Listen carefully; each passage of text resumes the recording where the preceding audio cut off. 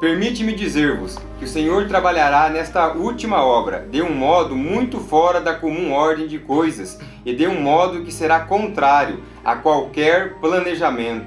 Ele está tomando as rédeas em suas próprias mãos. Surpreender-se-ão os obreiros com os meios simples que ele usará para efetuar e aperfeiçoar sua obra de justiça. Querido amigo, seja muito bem-vindo a esse vídeo. É com grande satisfação que nós estamos aqui para tratar de um tema muito interessante, que é a obra do sustento próprio. Uma obra tão antiga, mas muito pouco conhecida, pelo menos aqui no nosso país. Eu gostaria de apresentar aqui meus companheiros. À minha esquerda está o pastor Benjamin, o pastor Joeli, e aqui à minha direita está o irmão Silverino, que é o diretor do IAG, e o irmão Harry, que é vice-diretor do IAG. E com grande satisfação que nós gostaríamos de trazer para vocês agora algumas respostas sobre esse tema tão interessante que é a obra do sustento próprio. E o irmão Silverino agora vai abordar, trazer para nós esse tema da obra do sustento próprio, um tema tão antigo, né, irmão Silverino, mas muito pouco conhecido, principalmente aqui no nosso país. Bom, Kleber, realmente o assunto da obra de sustento próprio é bastante desconhecido, né? Tem um texto que a senhora White fala assim no Testemunho 7, página 23, que os missionários de sustento próprio são muito efetivos nos seus trabalhos. Começam de maneira remota e pequena e conseguem avançar e se alastrar de maneira fantástica. Na verdade, quando nós vamos para os escritos de Ellen White, digamos assim, de maneira mais sistemática, visualizando esse tema, ela diz assim no livro Spalding Again, volume 2, página 70. Já é tempo de os membros da igreja entenderem que em toda parte há um trabalho a ser feito na vinha do Senhor. E todos devem estar engajados nesta obra. Ninguém deve esperar por um processo regular antes de fazer qualquer esforço. Devem começar o trabalho exatamente onde estão e com os recursos que têm. Muitos devem trabalhar no que são chamados linhas irregulares. Se 100 obreiros saíssem das linhas regulares e aceitassem o trabalho abnegado, como fez o irmão Schirman, almas seriam conquistadas para o reino dos céus. Então é interessante que, não somente aqui, mas em outros lugares, Ellen White usa o termo para referir-se à obra denominacional linha regular e a obra paralela, a obra de sustento próprio, linhas irregulares. Embora esses dois conceitos remontem à ideia do que seria linha regular e irregular, quando vamos para as Escrituras, vamos perceber que, na verdade, isso não é nada novo. Quando a gente olha para o passado, sempre existiu a obra de sustento próprio, ou a linha regular. Olhando para o mais remoto, a Escola dos Profetas, por exemplo. A Escola dos Profetas foi uma instituição levantada para preparar pessoas com o intuito de dar homens mais preparados para a linha regular, a igreja. Poderíamos citar muitos exemplos, daqui a pouco os pastores vão contribuir também, o Harry, mas eu quero citar aqui o exemplo do precursor de Jesus, João Batista, que a irmã White fala assim, ó, Desejado 101. Segundo a ordem natural, o filho de Zacarias teria sido educado para o sacerdócio. A educação das escolas dos rabis, no entanto, tê-lo-ia incapacitado para a sua obra. Deus não o mandou aos mestres de teologia para aprender a interpretar as Escrituras. Chamou-o para o deserto, onde ele teria mais condições de estar melhor preparado para desempenhar o seu papel.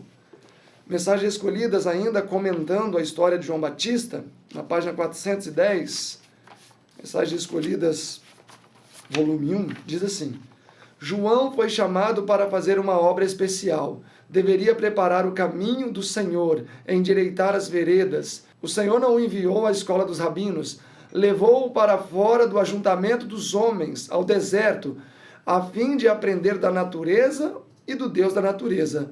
Deus não desejava que ele tivesse o molde dos sacerdotes e príncipes dos seus dias. Foi chamado para uma obra especial. O Senhor foi quem lhe deu sua mensagem. Porventura, foi ele aos sacerdotes e príncipes para lhes perguntar: posso eu proclamar esta mensagem? Não.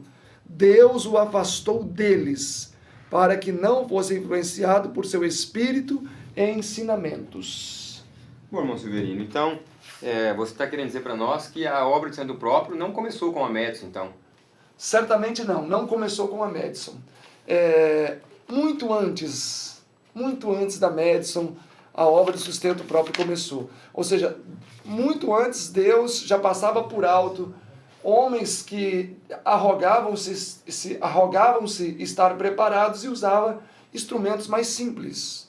O grande conflito 171. Na escolha de instrumentos para a reforma da igreja, vê-se-á que segue sempre o mesmo plano adotado desde a fundação. O mestre divino passa por alto os grandes da terra e os titulares e chama após si humildes pescadores da Galileia. A obra de sustento próprio, ou o plano B, é presente em muitos lugares nas Escrituras. Deus gostaria de evangelizar Babilônia?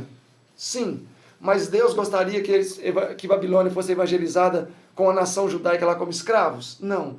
Era intuito de Deus salvar o mundo da fome nos dias de José? Sim, mas era plano de Deus que o mundo fosse salvo através dos irmãos vendendo José, ele sendo escravo e sofrendo o que sofreu? Certamente que Deus usou tudo isso, mas não. Então, o plano B, na verdade, é presente em tudo na nossa vida. E é sábio ter um plano B. Então Deus, que é um Deus que consegue ver o fim desde o início, sabia que confiar a administração da obra e a pregação do evangelho somente a um canal seria vulnerável. Porque se esse canal, por qualquer motivo que seja, falhasse, não existiria um plano B. Um step, por mais que ele não seja o elemento mais importante de um carro, ele está presente para quando existe uma dificuldade real no automóvel, ele então vai encaixar muito bem para poder suprir a necessidade. Então poderíamos dizer que a obra de sustento próprio é o step do carro. É interessante que o que você está colocando e traz aqui também, né? Gostaria de agora vir para os pastores também, para explicar se vocês concordam com isso que o irmão Severino está falando também, porque é o seguinte, se nós entendermos como o irmão Severino acabou de colocar aqui, nós vamos chegar à conclusão que a igreja de Cristo começou com uma obra de sustento próprio. Começou ali com João Batista sendo um missionário sendo próprio, depois dele, vários dos discípulos de João Batista passou a ser discípulos de Cristo. O próprio Jesus, e ali eles prosseguiram a obra de sustento próprio. Sem dúvidas. Nós vemos um padrão nas Sagradas Escrituras que a obra de sustento próprio sempre precedeu a obra denominacional e nunca foi uma concorrente à obra denominacional.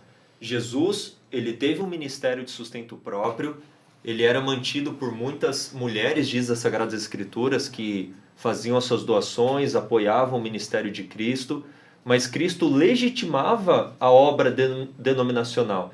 Porque nós tínhamos o aspecto institucional, nós tínhamos ali tudo funcionando e girando ao redor do santuário, mas quando ele operava uma cura, curava um leproso, ele dizia para o leproso então se apresentar perante os sacerdotes. Então, as duas obras devem caminhar em conjunto. É claro que a obra denominacional ela é maior, mas a obra de sustento próprio está como um apoio, é um ministério de apoio a esta obra denominacional. E não uma concorrente, né? E ouvindo vocês dizendo, o que eu percebo? Que o simples precede o complexo. Então, primeiro vem Jacó com seus filhos, para depois vir a nação de Israel. Primeiro vem Adão e Eva, que tiveram um casamento legítimo diante do Senhor. Depois vem os cartórios, depois vem as cerimônias de casamento, depois vem toda a complexidade que envolve a união entre um homem e uma mulher. Então, uma instituição, seja ela civil, política, etc., ou religiosa, que é o nosso contexto aqui, uma instituição religiosa, ela é o desdobramento de algo que nasceu de modo extremamente simples e até despretensioso. E a obra do Evangelho foi assim, tanto na pessoa de Cristo, quanto na pessoa dos apóstolos. Foram 12 apóstolos que pregaram em todo o mundo, e hoje nós temos quantas milhares e milhares de igrejas, instituições, CNPJs, etc. E o movimento adventista também foi assim. O movimento adventista não começou com uma mega estrutura. A Assembleia de Minneapolis, uma das mais famosas que tem, quando mostram as fotos, era um casebre com algumas dezenas de pessoas ali reunidas. Então é importante entender esse desdobramento natural. Uma mega instituição começou pequena. Importante também é trazer aqui, vocês comentarem sobre o assunto. Nós citamos aqui João Batista. Mas se nós voltássemos lá atrás, quando foi instituído ali o sacerdócio, né, o levita, nós vamos entender que a igreja poderia ser representada pelos sacerdotes ali, mas sempre tinha os profetas. E os profetas, eles desenvolviam uma obra do sustento próprio. A maioria das vezes os profetas surgiam ali do nada, né, onde nem se traz ali uma referência da família dos profetas. Ali também poderíamos dizer que era uma boa referência de obra do sustento próprio? Com certeza. A gente pode olhar o clássico ministério de Elias, que não estava dentro da congregação de Israel propriamente dito, porque a senhora White fala que ele estava vivendo nas montanhas de Gileade, se preparando para a missão. E a página 116 diz que enquanto Israel, do patriarca, do Profetas e Reis, e quando Israel mergulhava mais profundamente na apostasia, Deus se preparava para enviar o mais poderoso dos profetas, Elias, o tisbita. O mesmo a gente pode ver na história de Miqueias, mais ainda nitidamente na história de Amós, que ele mesmo dizia que ele era um agricultor, cuidava de ovelhas, mas Deus tirou ele desta profissão para advertir Israel. Então o fato que eles não eram aceitos, que a maioria desses homens eram espancados, apedrejados, rejeitados, né? E outro fato interessante... Sem querer te cortar, mas uma outra ilustração, corroborando com o que foi falado até aqui, por exemplo, quando a gente pensa nos altares de Abraão, o tabernáculo de Moisés e o templo de Salomão, os três apresentam o mesmo princípio envolvido.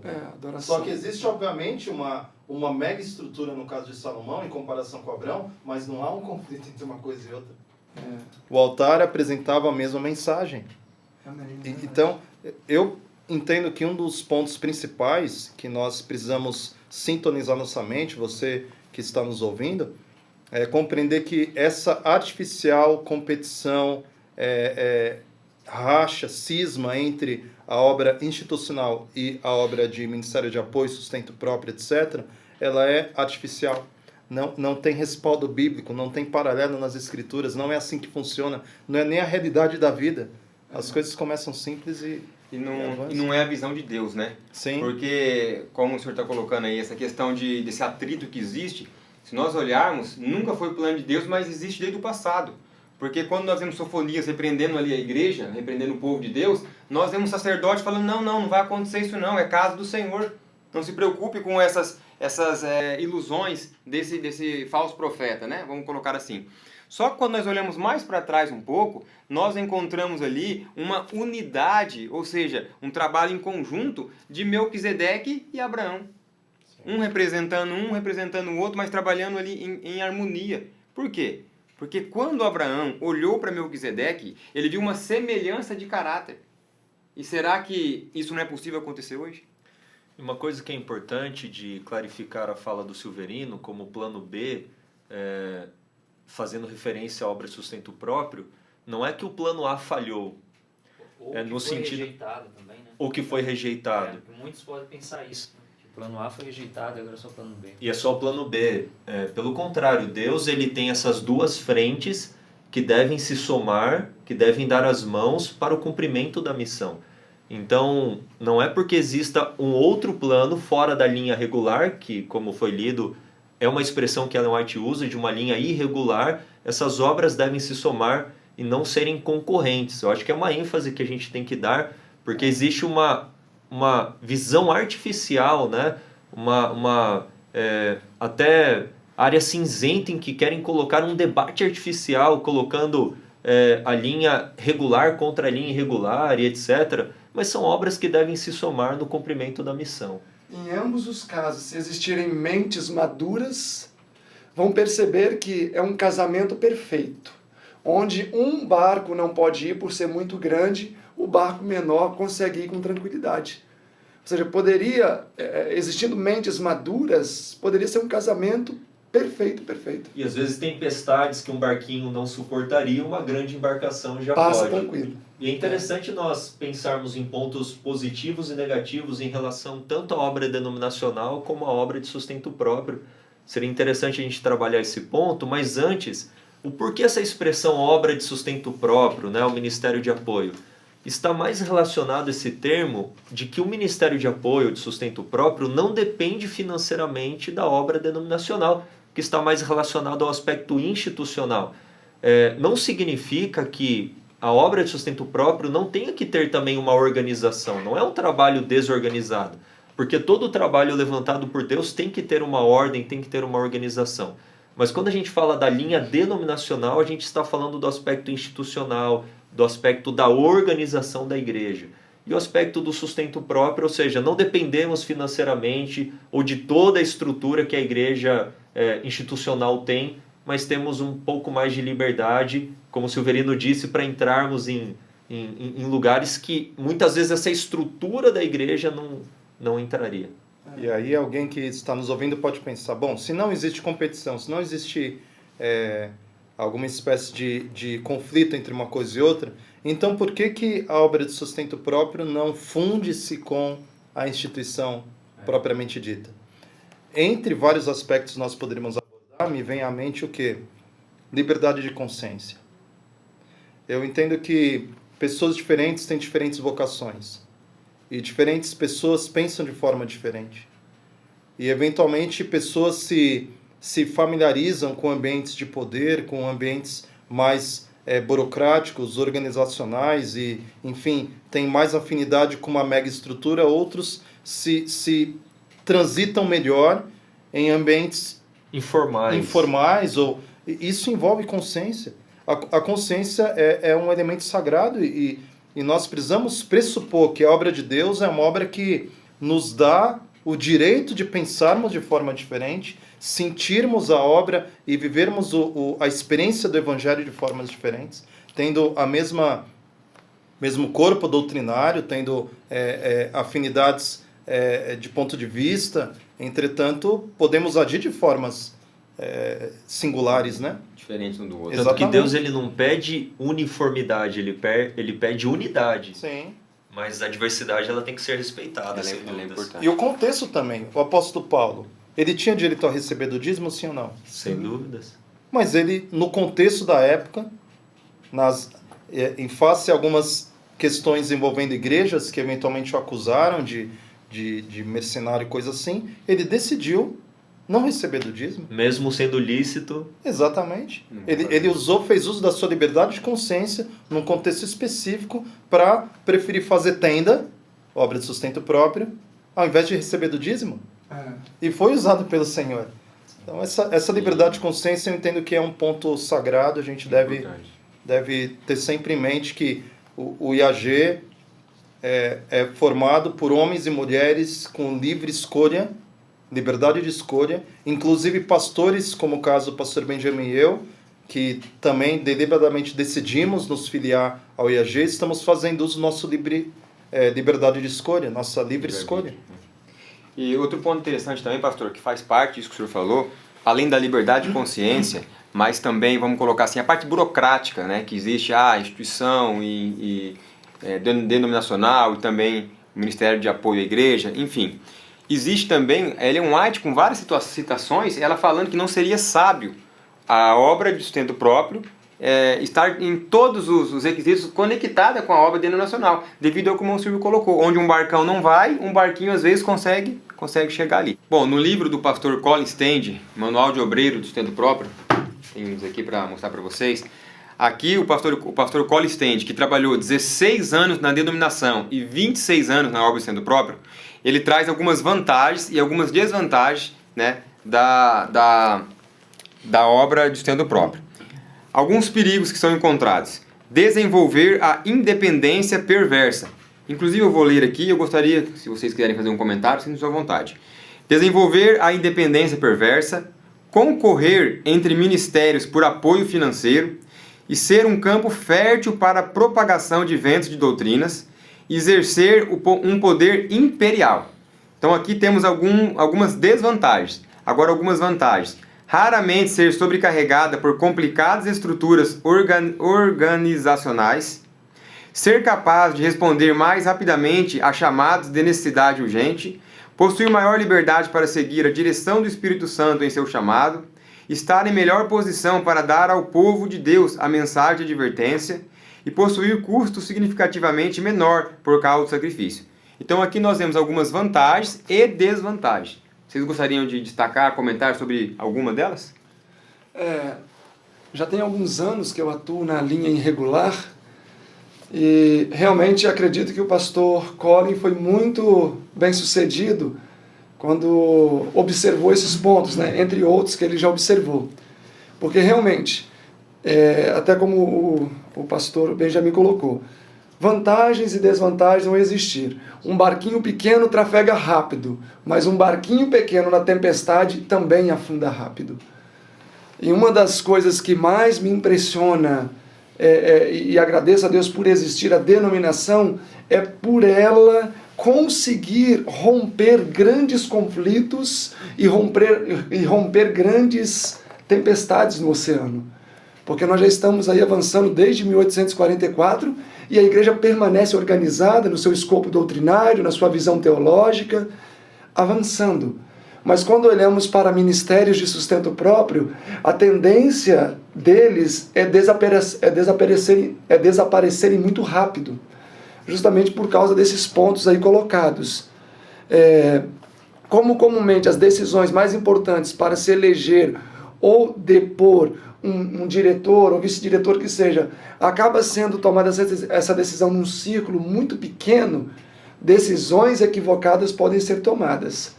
Então eu acredito que realmente é uma experiência a pessoa ser chamada para a obra de sustento próprio, mas os pós e os contras vão existir. E uma coisa que eu fiquei impressionado, eu acredito que até o pastor Joeli poderia falar melhor, na criação da editora Plenitude. Eu lembro que estávamos sentados em outro ministério de apoio chamado ICEVES, estávamos ali sentados na mesa no momento da refeição, e daí surgiu um diálogo de comportagem, que daí já surgiu uma ideia de uma editora, livros. No dia seguinte já tinha o logo, que já tinha aberto a editora, que já tinha os materiais sendo traduzidos. Em pouquíssimo tempo nós tínhamos já uma editora vinculada ao IAG. Então aquilo me impressionou pela rapidez, a desburocratização das coisas, né? Ou seja, sem burocracia as coisas fluem mais. Então são vantagens aí dos ministérios de apoio e isso tem que ser usado. Eu fiquei pensando, nossa, quanto tempo isso levaria na igreja? A questão de valores de livros também, para manter toda uma estrutura, um livro lá na ponta acaba saindo mais custoso. Aqui, uma estrutura menor, o livro chega lá na ponta com um custo menor. Agora, então tem todos esses pontos aí. Uma pergunta para todos aqui responder, inclusive para vocês que são da instituição. Essa agilidade, por detrás dela não tem uma fragilidade?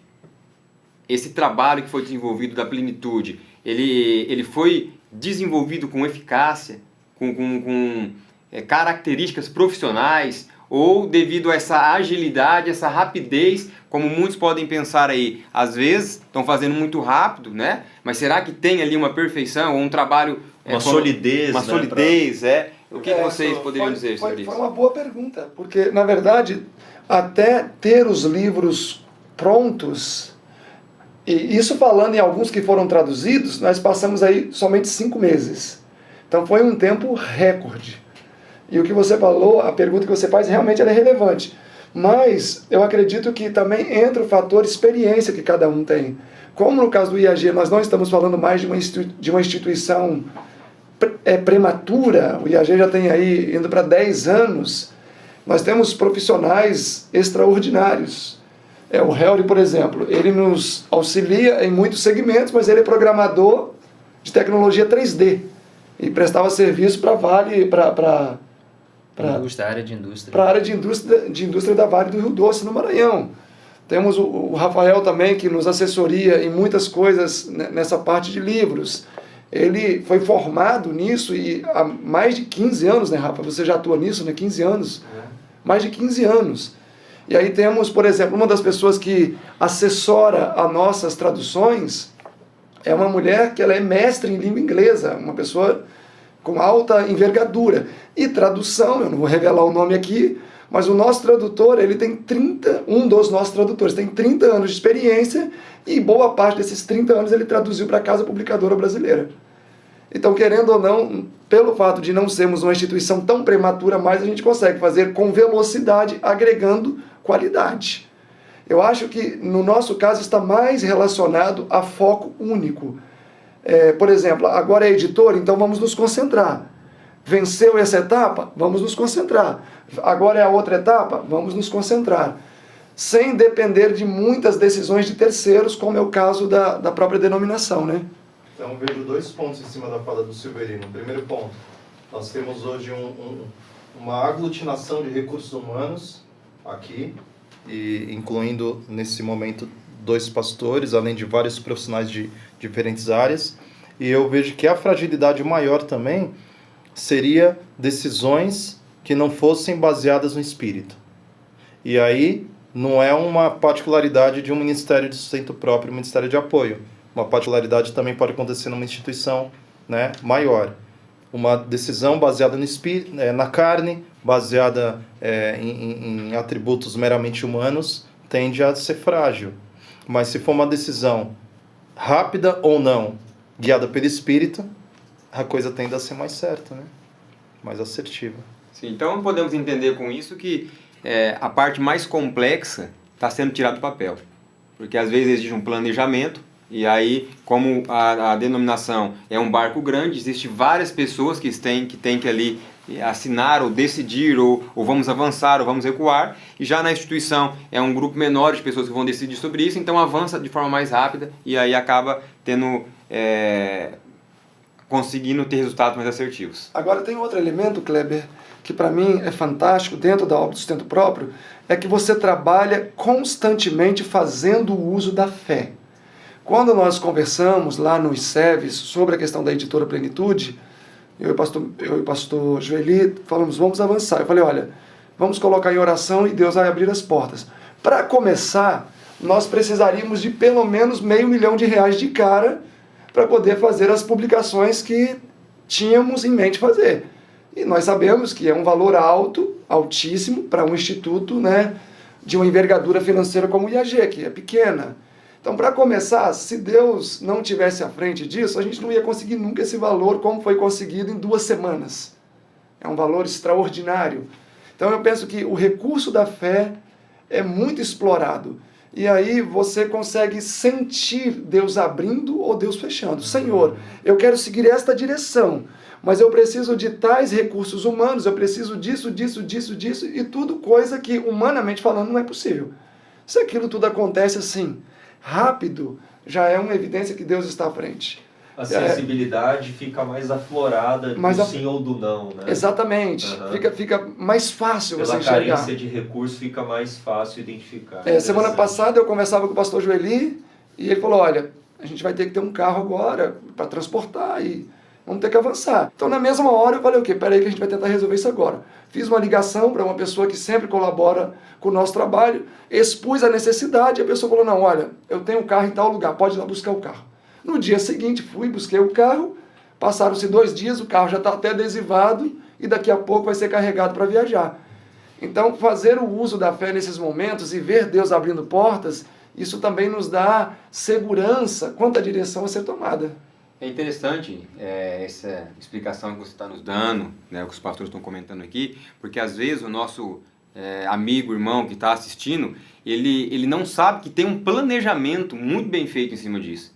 Né? Tem um planejamento, tem joelho no chão, rosto na terra, tem clamor, e aí nós ainda temos nós ainda vemos Deus abrindo as portas. Né?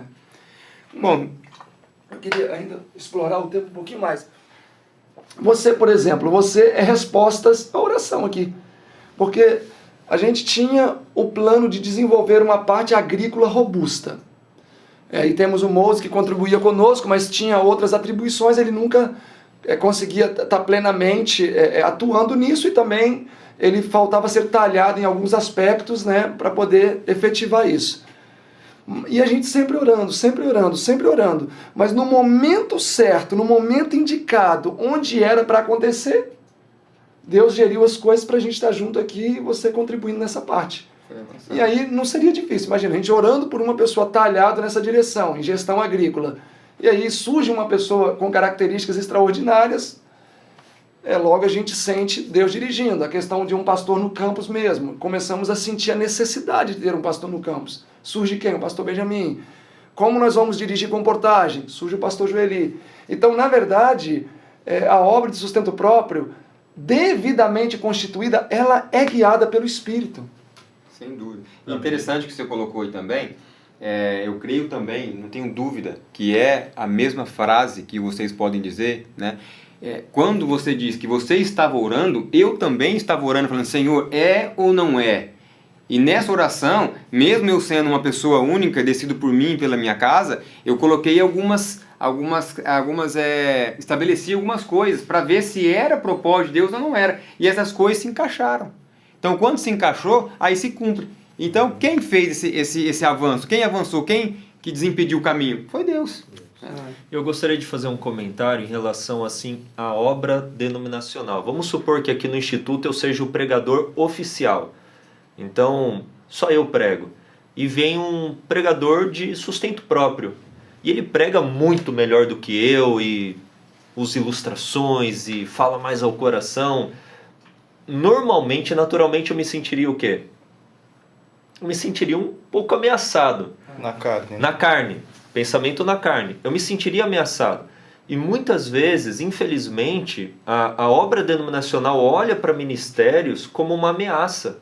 Porque muitas vezes olha na carne. Mas se olharmos espiritualmente, se eu, o pregador oficial daqui, estou no Espírito, eu louvarei a Deus porque existe um pregador com mais envergadura para apresentar a palavra de Deus, porque o meu foco é a missão. Então, se estão abrindo uma editora para comportagem, para distribuição de milhares, milhões de livros, louvado seja o Senhor. Porque o nosso foco é o cumprimento da missão, as 3 mensagens angélicas sendo levadas a todo mundo, e não uma concorrência. Porque nós não somos uma empresa. Então, a obra denominacional, ela tem um pouco mais de facilidade de flertar com o aspecto administrativo, com números, com uma visão empresarial um pouco mais carnal, e deixar, às vezes, de lado um pouquinho mais a linha espiritual. Então, nós temos que manter o foco na missão, no cumprimento da missão. E não se sentir ameaçado, mas darmos as mãos e falarmos, estamos caminhando junto, vamos preparando o povo para a vinda de Cristo, o Senhor logo vem. Eu acho que essa tem que ser a ênfase. E até porque esse conceito, né, de ameaçado é um conceito errado.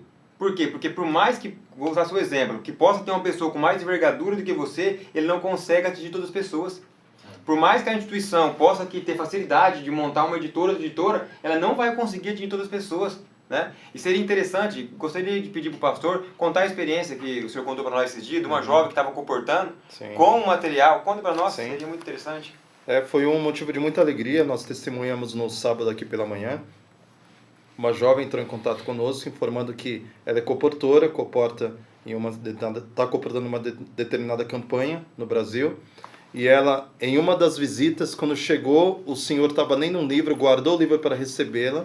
E após verificar que ela apresentava o livro Vida de Jesus, ele identificou o autor, a autora no caso, Ellen White. E que, por sinal, o livro Vida de Jesus é da Casa Publicadora. Sim, Vida de Jesus da Casa Publicadora, ela comporta pela casa. E o senhor falou, essa autora eu conheço. E tirou o livro A Grande Controvérsia, publicado pelo IAG.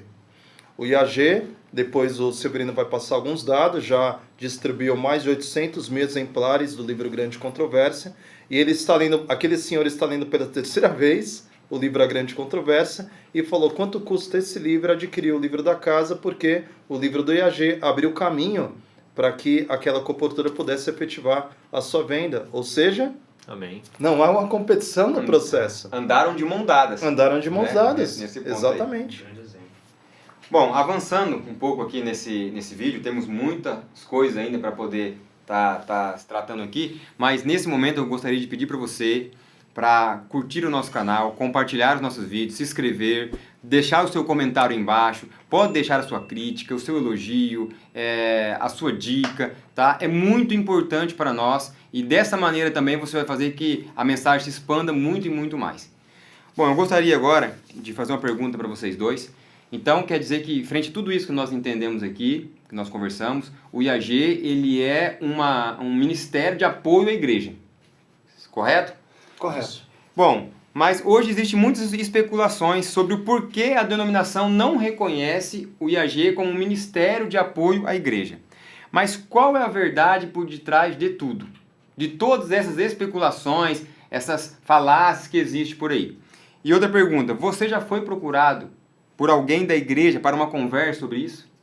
Sobre o IAG, sobre o IAG tá agindo de uma forma, a igreja não está concordando, deveria fazer isso, fazer aquilo. Vocês já foram procurados? Eu gostaria de só fazer um comentário sobre essa pergunta. Que eu percebi, eu fico na frente do atendimento, né, ali do IAG, e eu percebi que muitas pessoas, elas creem que tem um padrão na obra. A obra tem um padrão, tem que ser assim, tem que ser livros tal, tem que ser livro de tal lugar, nesse sentido. E quando elas se deparam com a obra do Centro Próprio, parece assim que elas não conseguem compreender. Não, mas aí foge do padrão. O padrão diz que nós temos que pregar o evangelho assim, assim, assim. Né? E aí é difícil às vezes para a pessoa entender. E até por isso mais que a gente está aqui tentando apresentar ao público o que é a obra do sustento próprio, né? A obra denominacional. Mas o que é interessante é a gente ter primeiro um pensamento neutro, né? Neutro em relação ao assunto, para entender, como o Silverino bem colocou aqui vários textos nos explicando o que é a obra do sustento próprio. E quando não se tem um padrão, ou quando não se segue um padrão, as pessoas costumam achar que aquilo ali é errado. Né? Então elas começam a pensar que aquilo ali não está de acordo com o que eles já seguem. Então eu creio que isso explica muito as pessoas especularem, né? Não, esse povo aí é dissidente, porque eles não estão junto com a igreja, são um ministério independente, eles têm as crenças próprias deles. Né? Às vezes nem vêm perguntar para nós como que funciona, o que é, porque ela já tem ali um conceito já na mente. Né? Então isso acontece muito. Então seria como? Vocês estão fazendo a coisa certa, mas porque vocês não estão trabalhando dentro da igreja, isso é errado. Eu gosto da ideia assim, de pensar que o IAG, assim como outros ministérios de sustento próprio, são um ministério de apoio à missão da igreja. Por que eu digo a missão da igreja? Sendo bastante honesto, e não querendo também ser o dono da verdade, existem muitas manobras que hoje acontecem dentro da igreja que eu não concordo e eu não estaria disposto a apoiar. E como gestor de uma gráfica já há praticamente 10 anos, eu acredito, por exemplo, que os livros que são vendidos são preços muito onerados. Então eu penso que o IAG ele é mais um ministério de apoio à missão da igreja. E nesse sentido, eu estou alinhado, nesse sentido eu estou junto, mesmo que não seja aceito. Porque a ideia de unidade que geralmente as pessoas têm é uma ideia de subserviência. Se você não está sendo subserviente à denominação ou a quem quer que seja, logo você não está unido. Por exemplo, quando Paulo e Barnabé tiveram um atrito em Atos 15 quanto a levar ou não Marcos, naquele momento eles se desvincularam de ministério? Objetivo? Não. Mas Deus até usou aquela pequena dificuldade para que outra pessoa fosse ingressada no ministério, Silas, e uma outra pessoa que foi ingressada ao ministério foi Marcos. Mais tarde, quando se encontraram, não muito tempo depois, se abraçaram, estiveram juntos, a missão não sofreu em nada, os objetivos foram alcançados. Então, existe sim uma resistência, e posso dizer que não é da nossa parte, porque a parte final da pergunta, né, se eu já recebi visitas ou não, eu já recebi sim, eu já recebi 2 visitas de um líder da igreja, o pastor Luiz Cláudio Leite, eu acredito que ele é bem conhecido aí nos círculos aí, né? Mas o que foi proposto nessa visita, simplesmente era melhor ele falar, olha, é melhor vocês fecharem as portas e irem embora, porque basicamente foi o que aconteceu na instituição que eu me preparei, no IEST. O IEST decidiu aceitar todas as proposições feitas e em 6 meses, e eu estava lá, então eu estou falando com experiência de causa, em 6 meses um instituto robusto, vigoroso, proeminente fechou as portas. Ou seja, as exigências que foram feitas foram de natureza tão enrijecidas que engessou o ministério e, de fato, não estou usando hipérbole. Em 6 meses, o Instituto fechou as portas. Se eu seguisse as orientações que foi me dado pelo pastor Luiz Cláudio para que eu me tornasse, de fato, um ministério aceito pela igreja, certamente o IAG não existiria mais, porque isso já tem, 6, 7 meses atrás, e não teríamos como avançar. Início das publicações.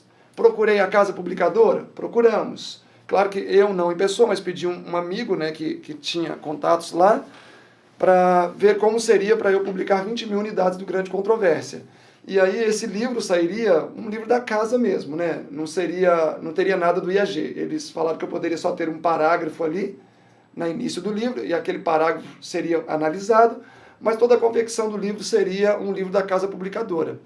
Nesta época, há alguns anos atrás, eu consegui em uma gráfica secular o preço de R$ 6,90 ou R$ 6,50 para eu fazer os 20 mil. O menor preço que eu consegui na casa foi de R$13. Então a diferença era muito grande. Então não justificaria, eu não seria um bom mordomo pagar uma diferença tão grande em um mesmo livro. Então eu acredito que união não é subserviência. É quando nós trabalhamos juntos, mas sim dando liberdade para o outro respirar. E como eu mencionei, unidade não é uniformidade. A questão é que muitas vezes a obra denominacional quer que a obra de sustento próprio esteja de uma maneira uniforme, trabalhando da mesma maneira que a obra denominacional trabalha. E isso faria com que a obra de sustento próprio se tornasse mais um do mesmo. E não é esse o propósito.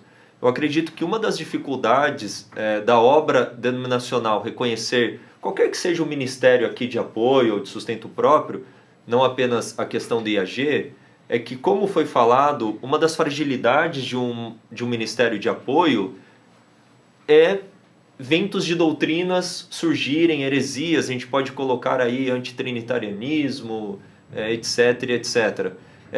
E a obra denominacional, a membresia também olha para um ministério como sendo parte do todo, ou seja, se levanta alguém falando algo, uma heresia, parece que então todos os ministérios estão repercutindo aquela mesma heresia ou aquela mesma dissidência. E não é verdade. Não é verdade. Nós aqui no IAG, nós temos plena harmonia doutrinária de crenças com as 28 crenças fundamentais da Igreja Adventista do Sétimo Dia, sem tirar nem pôr. Mas aquilo que a Igreja, a nível mundial, nos dá liberdade de consciência de exercermos em um ponto particular ou outro, nós temos que exercer essa liberdade de consciência. Agora querem oprimir que nós cedamos em alguns pontos que aqui no território da divisão sul-americana eles tomaram um posicionamento? Não, como o pastor Joeli disse, liberdade de consciência. Mas dentro das 28 crenças fundamentais, a plena harmonia, plena harmonia. Eu não tenho dificuldade nenhuma de professar as 28 crenças fundamentais. Silverino, teria? Kleber? Harry? Pastor Joeli? Eu também não. Mas naquilo que Deus nos dá liberdade de exercermos a nossa consciência, ali exerceremos em nome de Jesus. E um ponto importante, em cima da fala do Silverino. Nós, da mesma forma como falamos sobre liberdade de consciência, podemos falar também sobre o livre mercado. No livre mercado, cada iniciativa privada pode cobrar o quanto quiser, baseado nos seus custos operacionais, etc, etc. Então, eu entendo que nessa nossa fala não existe um juízo de valor sobre o valor cobrado pela casa publicadora. É uma instituição enorme, obviamente com custos muito maiores do que eventualmente uma gráfica menor. E dentro do livre mercado, cada uma cobra dentro daquilo que tiver de acordo com seus parâmetros comerciais. E obviamente é muito mais fácil você montar uma banquinha de lanche numa esquina do que você abrir um McDonald's, abrir uma franquia de um produto qualquer. Enfim, o ambiente de sustento próprio, eu entendo que tem essa informalidade que nos dá essa agilidade. E reforçando a questão de liberdade, Deus nos dá essa liberdade e vai ser falado mais à frente, as leis também do nosso país nos dão essa liberdade. Os direitos autorais, as leis que regem esse mercado nos dão legitimidade para nós avançarmos. Então não há ilegalidade no processo, muito pelo contrário, há um usufruto do livre mercado, usufruto da liberdade de escolha, liberdade de consciência, e a gente está em conformidade com a missão, porque existe uma diferença entre o funcionamento da instituição em si e a missão que Deus confiou a esta igreja. E entregar livros com a verdade presente é a missão que nos foi confiada. E o pastor Joeli me fez lembrar aqui, fazendo uma analogia, né? Quando Jesus ele operava curas aos sábados e os fariseus ficavam escandalizados, como se Jesus estivesse trabalhando, operando alguma obra no sábado. E Jesus faz uma pergunta: é lícito fazer bem aos sábados? Eu quero fazer uma pergunta para você que está me ouvindo: é lícito pregar o evangelho? É lícito entregar uma literatura, quer seja o grande conflito ou a grande controvérsia, contendo a verdade para este tempo para uma pessoa? É lícito ou não é? Essa é a pergunta que tem que ser feita. E Jesus disse, sim, é lícito fazer bem aos sábados, é lícito pregar o evangelho. Quer seja tenha um selo do IAG, quer seja tenha um selo da CPB, o importante é que tenha o selo da verdade, que seja um material para este tempo, o alimento certo para o tempo certo. Então essa é a pergunta que paira: é lícito fazer bem e pregar o evangelho? Porque se eu quiser restringir a pregação do evangelho, eu estou lutando contra Deus. Eu estou indo contra a mensagem, contra os mensageiros. E isso é muito sério. E eu não posso me colocar numa posição farisaica. Eu tenho que me colocar numa posição em que dê liberdade, em que muitas pessoas sejam alcançadas pelo evangelho eterno. Amém. E até um preço, um dos pontos de vantagem que foi mencionado, pode até recapitular o último ponto aí do quadrinho, sobre sacrifício. O último ponto aqui é possuir custo significativamente menor por causa do sacrifício. Veja, tanto o pastor Benjamin quanto eu fomos pastores dentro da denominação. E tínhamos os deveres e os direitos, os privilégios e as responsabilidades. Obviamente que dentro de um instituto de sustento próprio, nós não temos o mesmo recebimento que tínhamos na denominação. Entretanto, tanto eu quanto ele estamos felizes. Então, quando a gente... Eu tenho enfatizado muito a questão de liberdade, porque eu entendo que é um dos pontos nevrálgicos do assunto. Nós precisamos exercer a nossa liberdade. Você que está nos ouvindo, saiba que aqui no IAG são homens e mulheres livres exercendo a sua liberdade de expressão. Amém. E isso é sagrado.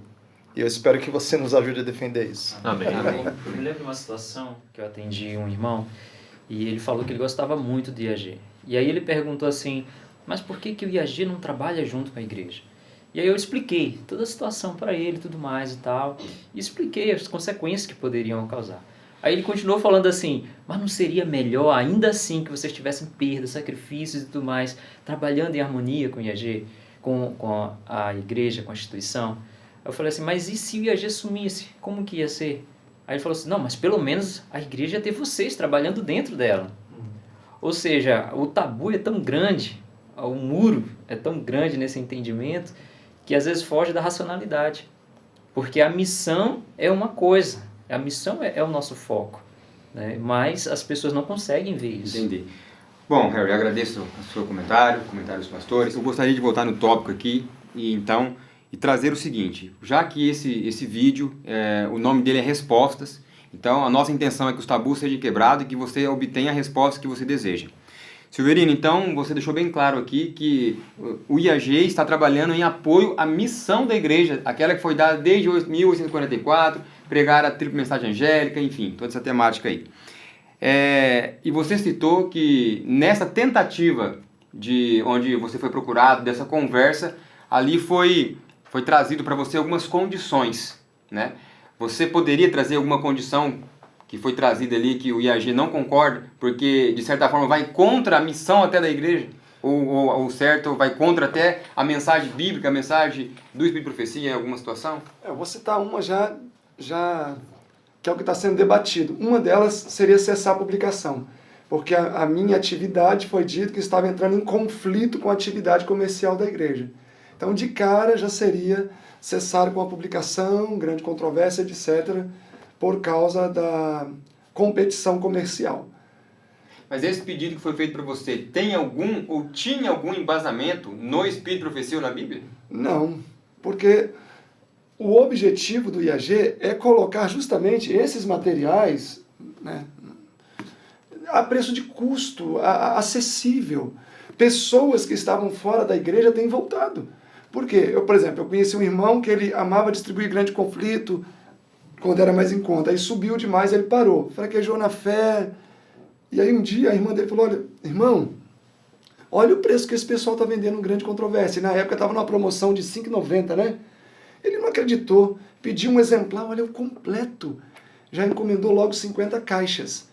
E aí ele começou a ser reavivado novamente, evangelismo, e isso tem acontecido muito. Então, para mim é inegociável o meu direito, a minha liberdade de publicar, uma vez que eu não estou ferindo a lei dos homens e nem a lei de Deus.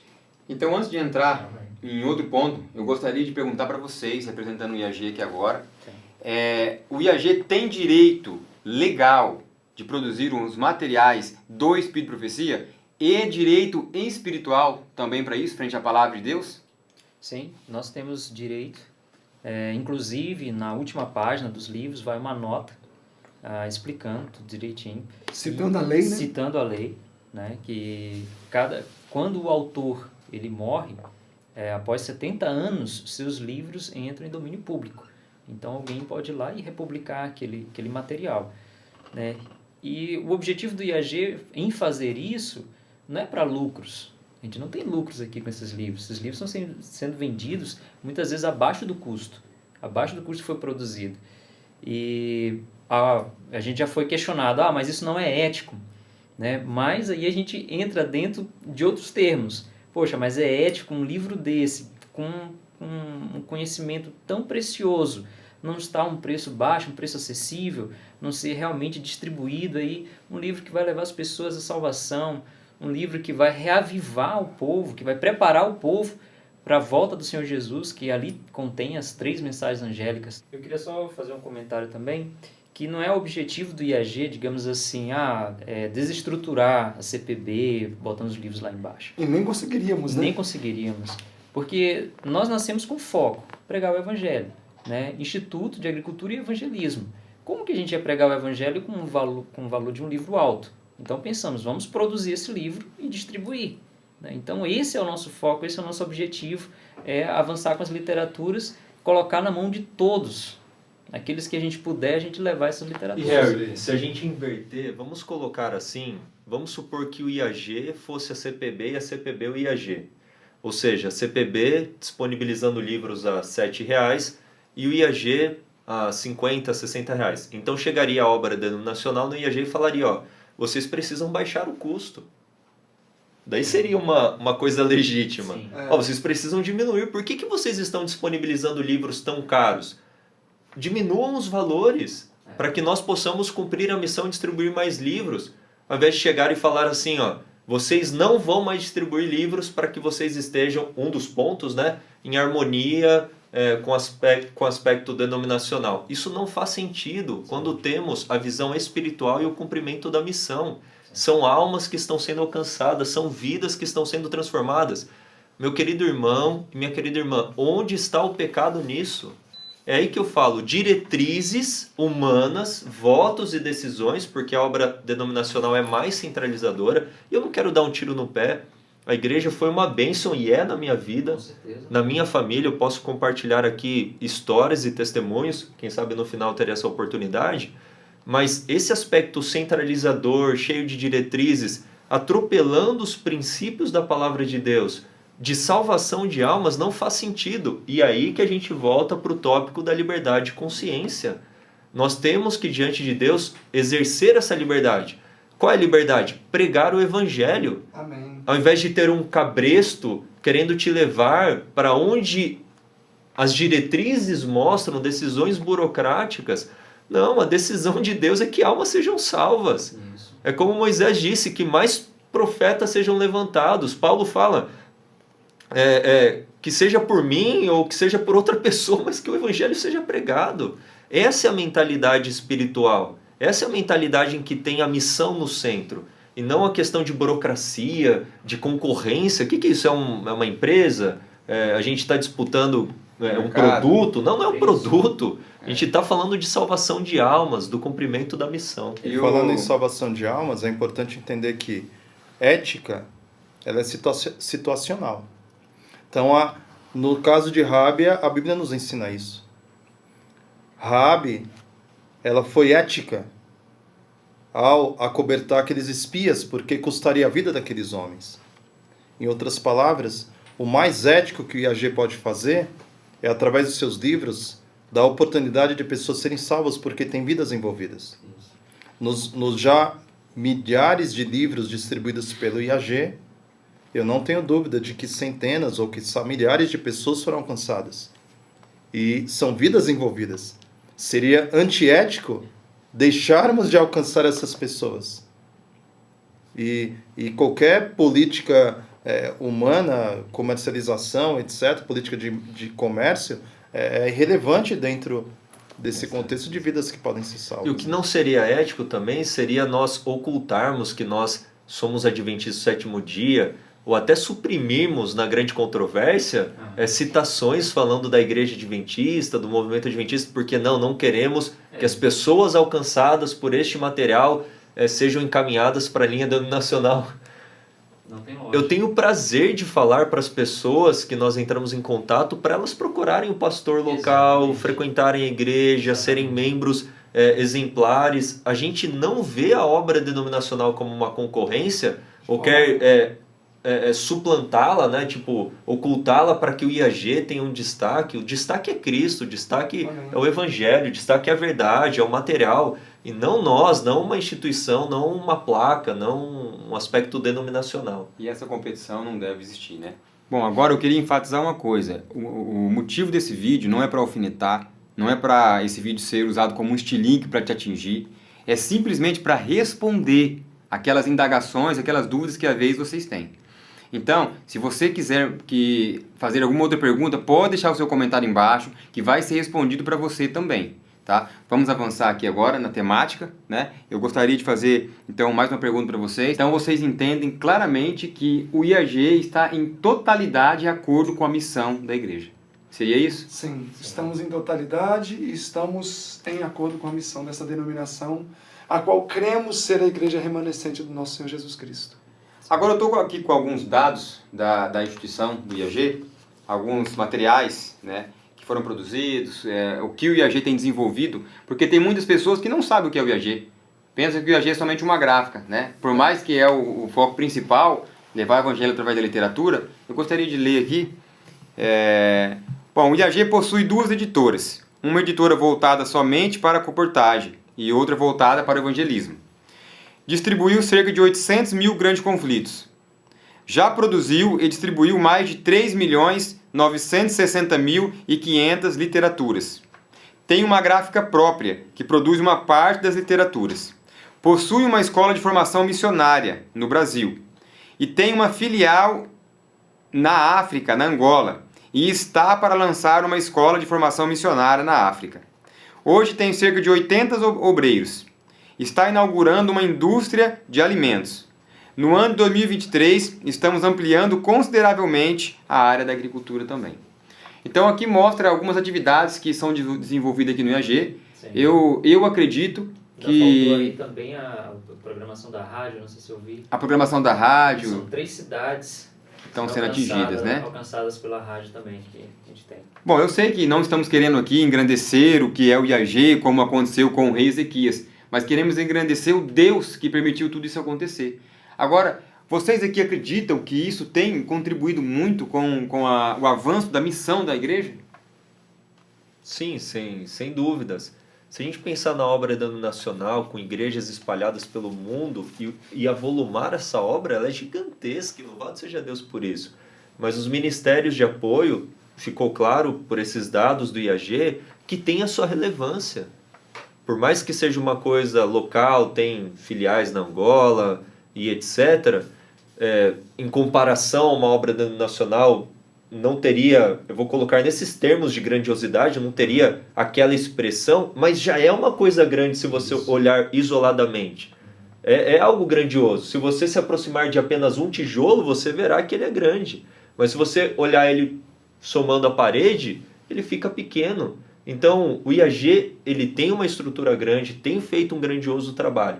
E a obra denominacional é uma bênção também e tem feito um grande trabalho também, sem dúvida. Eu diria mais, em cima disso, nós falamos numa outra entrevista falando sobre a editora Plenitude.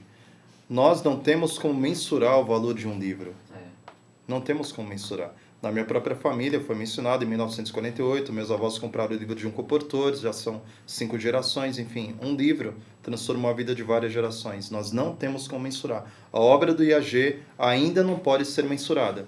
O que está sendo feito nesses 10 anos vai ter a sua repercussão. Nós não sabemos ainda o que estamos fazendo. A gente pode comparar até com o efeito borboleta, né? Que é uma pedrinha que cai do outro lado do mundo e chega aqui num grande tsunami. Sim. Então não são 5 gerações da tua família, são 5 gerações que estão impactando outras gerações, que impactam outras gerações. Não tem como mensurar. E é algo grandiosíssimo mesmo. Então, caindo no meio do lago, exato. O pouco nas mãos de Deus se torna algo extremamente grandioso. Aquela citação de Jó, num dado momento na sua angústia, fala: eu quisera que a minha história fosse escrita em tábuas de bronze. Ele não sabia que a história dele chegaria séculos. Exatamente. Paulo andando pela Ásia Menor e tudo mais, escrevendo cartas para as igrejas, eu considero que Paulo não imaginava que seria... Então, coisas pequenas se tornam grandes e a gente não tem como mensurar isso. Olha que coisa interessante. A gente vê essa quantidade de literaturas que foi espalhada aí pelo Brasil e até pelo mundo, que a gente já enviou material para o Japão, já enviamos para a França, enviamos para Portugal, esses países todos, Angola, Moçambique, foram materiais para todos esses lugares. Suíça. E essas pessoas que vão receber esses materiais vão conhecer a mensagem, não é a mensagem IAG, é a mensagem adventista. Eles vão procurar a igreja adventista e vão encontrar ali. O objetivo do IAG não é ser uma igreja, nós não somos uma igreja, nós somos um ministério que produz material para alcançar pessoas. E essas pessoas, elas estão sendo levadas à igreja. Ou seja, quanto mais elas procuram materiais, que não é o nosso foco publicar, por exemplo, Patriarcas e Profetas e Reis, aquele outro de saúde, o Ciência do Bom Viver, muitas pessoas procuram conosco esses livros, a gente indica, está aqui na CPB. Né? Qualquer dúvida, vá na sua igreja, pergunte. A gente direciona todo esse exército para a igreja. Ou seja, ela não está perdendo. No fundo, ela está ganhando. A CPB está ganhando. Vai ter mais compradores, mais clientes. Então, cada um está desempenhando um papel que no final vira uma coisa só. Exato. E não é um jogo de ganha e perde, né? Usando a ilustração, seriam os barquinhos pegando as pessoas que estão lá se afogando e colocando para o barcão grande. Exatamente. Porque não cabe num barquinho um monte de gente, mas no transatlântico cabe um monte de gente. Né? Pois é, pastor. Um rapaz muçulmano, ele entrou em contato, ele falou que viu a propaganda da nossa escola, sentiu o desejo de vir para cá para poder estudar, conhecer mais o Adventismo. Interessante que ele usou esse termo. Ele falou: olha, eu queria conhecer um pouco mais o Adventismo. Então, realmente, nós refletimos a identidade adventista. E o IAG não tem uma identidade própria. A nossa identidade é a identidade adventista. E é tanto que a nossa biblioteca, o pastor Joeli nos acompanhou nessa compra, compramos praticamente quase todos os livros de Ellen White que tinham, os capas vermelhas, para montar nossa biblioteca. Sim. Então, a nossa biblioteca é uma biblioteca sumamente adventista, com livros do pastor Rodrigo Silva e tantos outros teólogos ali, que nós compramos esse material e está ali para os alunos estarem consumindo, né? Então, é uma bênção ter esse material disponível. E o que o pastor falou da questão da comportagem, na experiência dele, na minha experiência foi algo parecido também, porque alguns anos atrás, há bastante tempo, porque o Grande Conflito era aquele verde grandão, comprou esse livro também de um comportor, deixou no sótão da casa dela e ficou perdido por lá. E aí, muitos anos depois, o Rogério, que é o meu cunhado, foi trabalhar na padaria dessa senhora, tinha terminado as atividades, e ela falou: Rogério, limpa o meu sótão. E ele foi limpar o sótão, ele não gostava de ler, viu aquele livro dessa grossura, olha que livro diferente. Bom, o meu amigo Edmar gosta de ler, eu vou perguntar se ele quer ler esse livro. O Edmar, na época, era gótico, tinha um roqueiro, era de uma linha assim bem complicada. gostava de ler livros de espiritismo, etc. Aí o Rogério levou e falou, olha, você gosta tanto de ler, eu achei esse livro lá no sótão, lê aí. Ele leu o livro, conheceu o sábado, depois apresentou o sábado para o Rogério, se tornaram adventistas, 15 anos mais tarde o Rogério me conheceu, me apresentou na fé adventista, e aqui estou eu hoje. Então, fruto de um livro que um dia foi vendido por um comportor. E que estava no sótão de alguém parado. E aqui um adendo. Eu já pensei alguns anos atrás, como que a obra de publicações seria relevante num contexto tecnológico? Porque hoje, praticamente, há mídias sociais, redes sociais, a linguagem está muito voltada à área de vídeo, podcasts, shorts e tudo mais. Então, como que a obra de publicações seria relevante? E o que eu tenho entendido? Você que mexe com redes sociais, seja produzindo conteúdo, você vai entender o que eu estou querendo dizer. As plataformas digitais hoje, elas estão boicotando alcance baseado em critérios que elas estabelecem. Então, hoje uma rede social, ela boicota o seu conteúdo baseado em algumas palavras que você pode usar. Então, tem palavras que ela vai boicotar seu conteúdo, baseado até em tom de voz. Se você tem um tom de voz alarmista, as redes elas tendem a restringir o seu alcance. Baseado em partidarismo. Tem muitas pessoas hoje filiadas a determinada linha ideológica que têm os seus canais cancelados, suas contas bloqueadas, etc. Ou seja, nós vemos que, muito embora o alcance hoje das redes digitais, redes sociais, seja muito maior, supostamente, do que o de publicações, obedecem a certas políticas internas.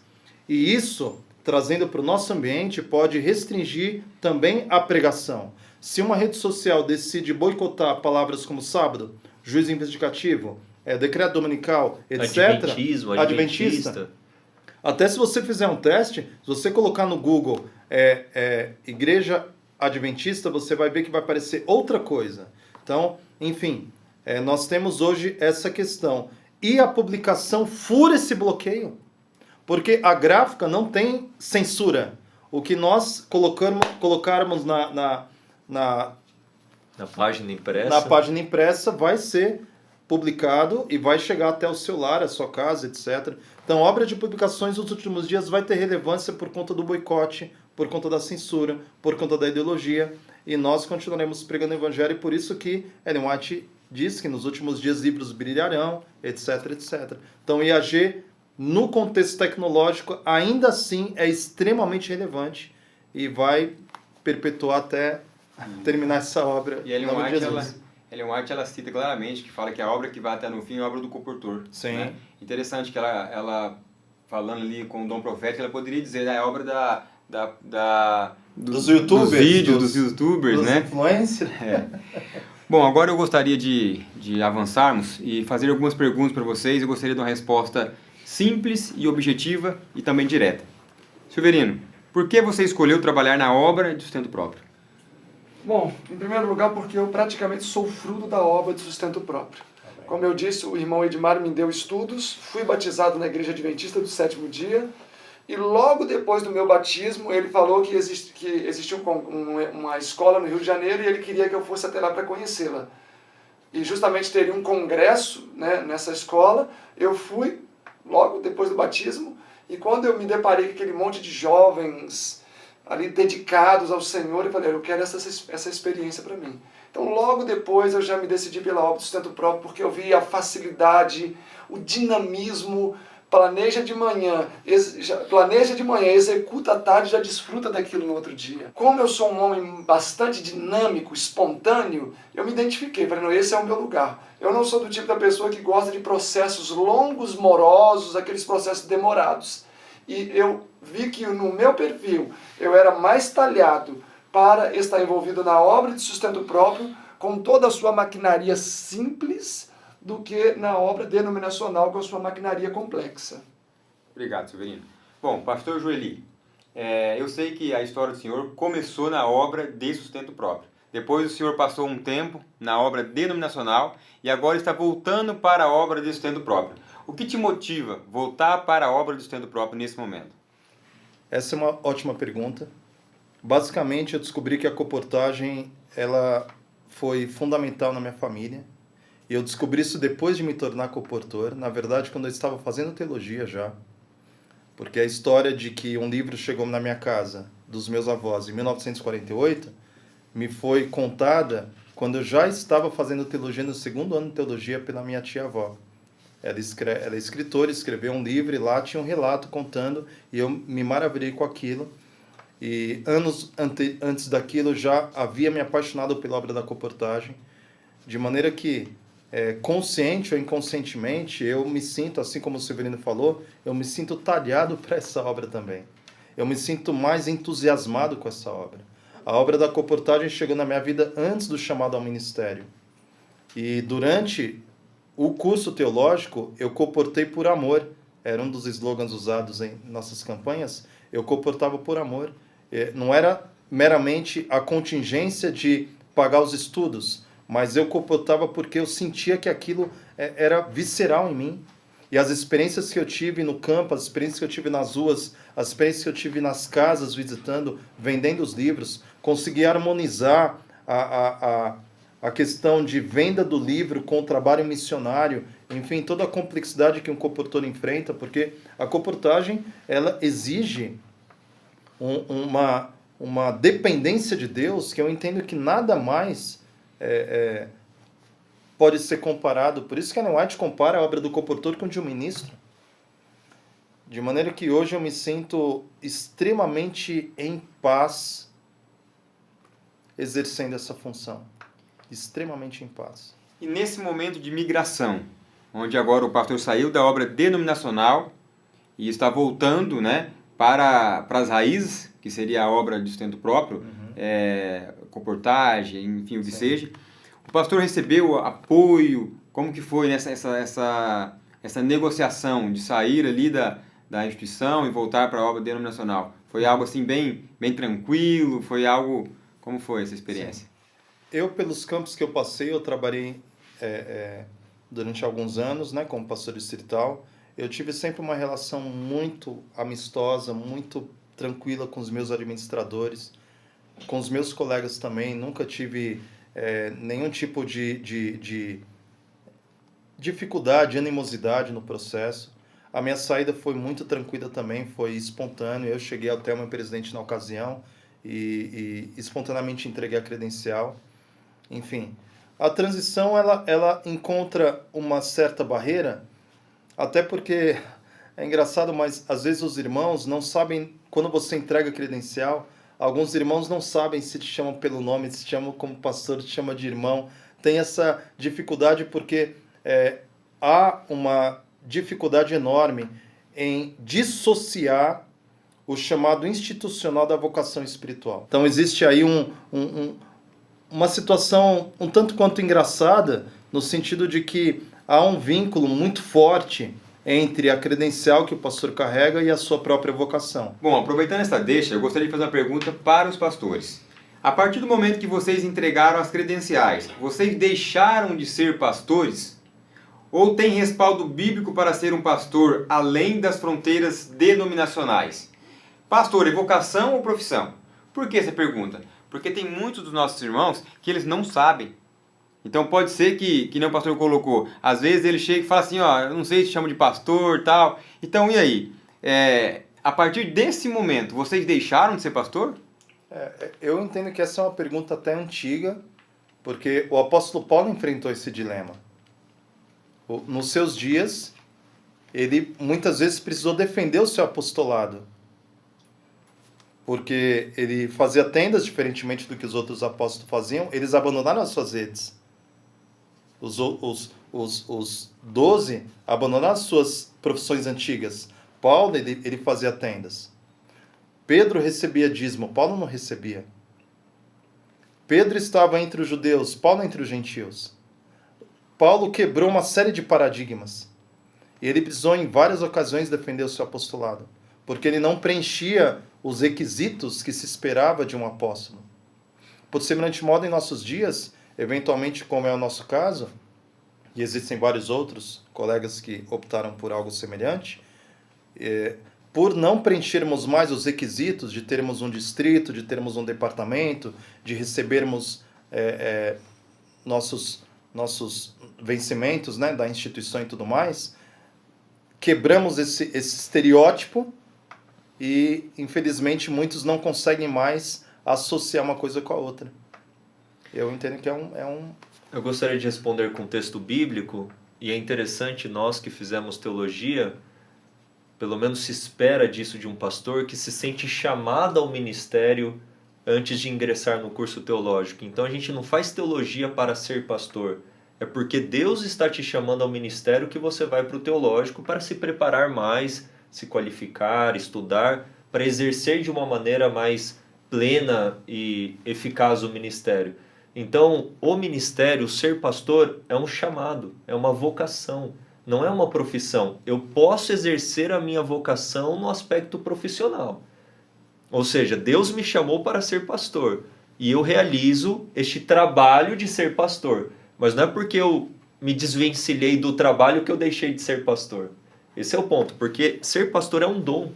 Efésios capítulo 4, no contexto de dons espirituais, ele diz aqui no versículo 11, Paulo, Efésios 4:11, e ele mesmo, uma referência a Jesus quando ascendeu aos céus, concedeu uns para apóstolos, outros para profetas, outros para evangelistas e outros para pastores e mestres. Eu posso fazer uma pergunta, ser profeta é profissão ou vocação? Porque nós estamos vendo aqui que ser pastor está sendo colocado no aspecto de dom espiritual como ser profeta, como ser evangelista, como ser mestre, o lecionário, etc. Então não é porque eu deixei a linha regular, hoje eu sigo a linha irregular, a obra de sustento próprio, que eu deixei de ser pastor. Então eu não deixei de ser pastor, o pastor Joeli não deixou de ser pastor, pelo contrário, hoje eu me considero mais pastor ainda, com mais ânimo, com mais vontade, com mais alegria de servir a Deus, servi com muita alegria na obra denominacional, mas por ter mais compatibilidade com a obra de ministério, de apoio, de sustento próprio, aqui eu me sinto mais livre de exercer o ministério. E quem reconhece o dom que Deus deu é a igreja. É a igreja, não é uma mesa diretiva ou algo do tipo, é a igreja que legitima o dom.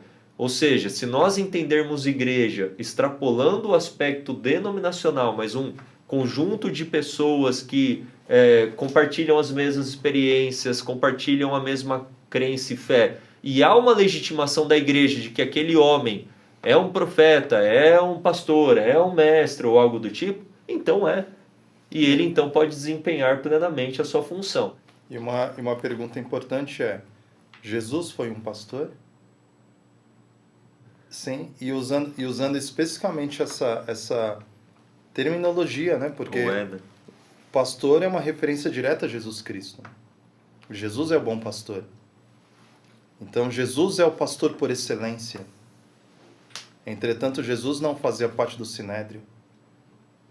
Jesus não recebeu os donativos do templo. Mas Jesus foi um pastor. Jesus é o pastor.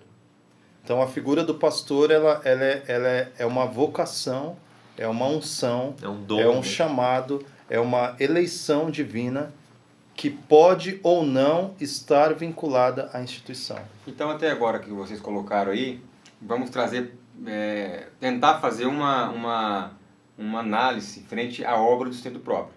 Tá? João Batista, o que foi citado aqui no começo dessa mensagem que o Silvio colocou, ele era um pastor. Claramente, ele batizava, ele fazia ali, né, os requisitos de pastor. Jesus, ele foi um pastor e ambos trabalharam em uma obra denominacional. E não perderam ali, né, a credencial do céu. Às vezes não tinham a credencial do sinédrio, mas tinham a credencial do céu. Então, frente a essa explicação, nós podemos dizer que mesmo os pastores não tendo hoje a credencial da denominação, têm a credencial do céu. Só corrigindo, João Batista e Jesus não eram de uma obra denominacional, né, mas de sustento próprio, exatamente, né, no sentido sim. Mas faz sentido, com certeza. É interessante pensar em João Batista, né, filho de sacerdote, podendo exercer o sacerdócio, mas escolheu seguir uma obra de sustento próprio porque Deus o chamou para isso. Então Deus, não fui eu que escolhi, só um ponto, o Silverino quer ler um texto, mas um ponto que eu acho interessante é o seguinte, eu estava desempenhando o meu ministério chamado que Deus tem para a minha vida de uma maneira muito satisfatória, de uma maneira plena, num distrito lá de Presidente Prudente. Eu fazia parte da Associação Paulista Oeste, fiquei 1 ano nessa associação e 7 anos na PS. E como o pastor Joeli disse, sempre assim, sabe, sendo bem tratado pela administração, com os colegas, nenhum problema. Pelo contrário, muito apoio. Então a gente não pode olhar para a obra denominacional de um aspecto negativo. Existem muitos homens de Deus, homens guiados pelo Espírito Santo. E eu estava desempenhando plenamente. Deus me chamou, Ele tocou no meu coração e falou: Benjamin, eu quero que você pastoreie agora este rebanho. Ele deixou isso muito claro para mim, deixou isso claro para o pastor Joeli. Então eu estava seguindo a minha consciência diante de Deus e não deixei de ser pastor porque eu deixei de ser pastor na obra institucional denominacional. Eu continuo exercendo o ministério agora numa obra de sustento próprio. Se isso é legitimado pela instituição ou não, é uma diretriz, é uma burocracia, esse é o ponto, é algo burocrático, eu respeito, tudo me é lícito, mas nem tudo me convém, ok? Eu sabia dos riscos, eu sabia das perdas, e eu estava disposto a seguir o chamado de Deus para a minha vida. Tanto que um dos líderes da associação, ao eu expor esse desejo de me unir a uma obra de sustento próprio, ele reconheceu: pastor, olha a loucura do que eu falarei. Ele reconheceu: pastor Benjamin, eu reconheço que esse é um chamado de Deus, mas eu vou ter que tirar a sua credencial por causa da praxe. Olha a insanidade disso. Eu estou questionando tranquilamente.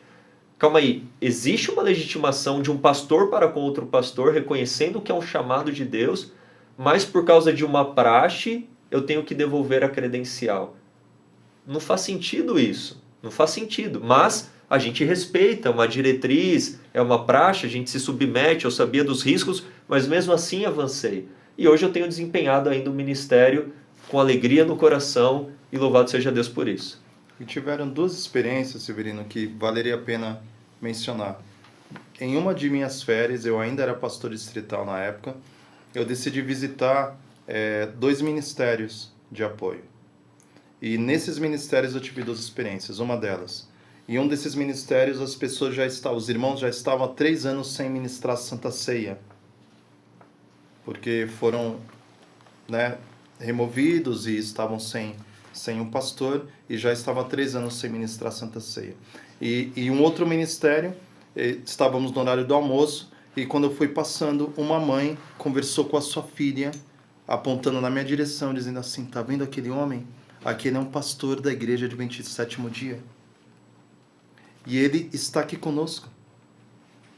O que eu entendi nessas 2 experiências?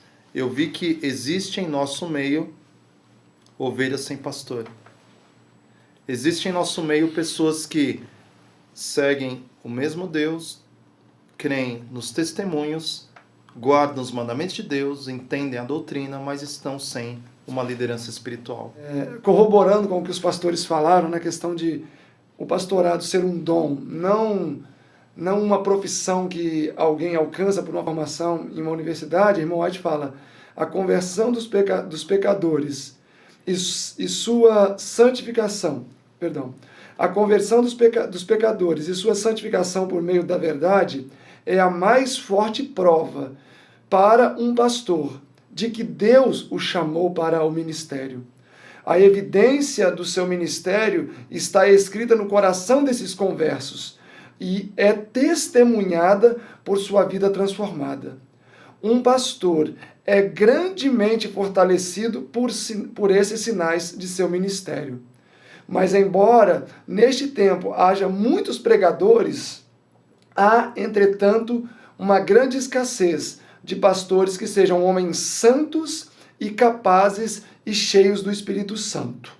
Um verdadeiro ministro faz a obra do mestre. Amém. E eu fecho lendo agora o Testemunhos para Ministros 144. Se o ministro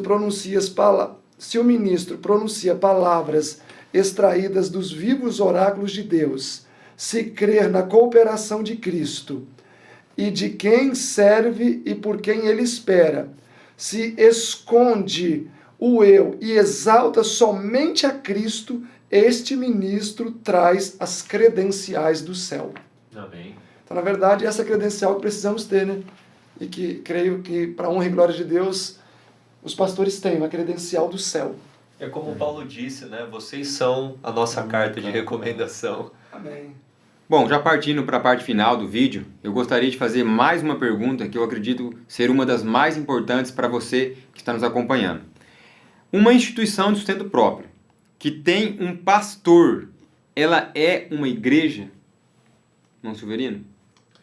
Bom, no nosso caso a gente está numa situação delicada que nós não temos um pastor, temos dois, né? E sabe-se lá se não vamos ter 3 ou 4 algum dia, né?